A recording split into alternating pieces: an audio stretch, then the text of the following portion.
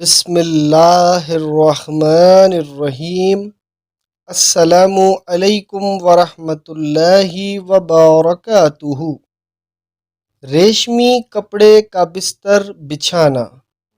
امیر المومنین عمر بن خطاب رضی اللہ عنہ سے ہی روایت ہے کہ نبی اکرم صلی اللہ علیہ وآلہ وسلم نے فرمایا، جس نے ریشمی لباس دنیا میں پہنا وہ آخرت میں نہ پہنے گا۔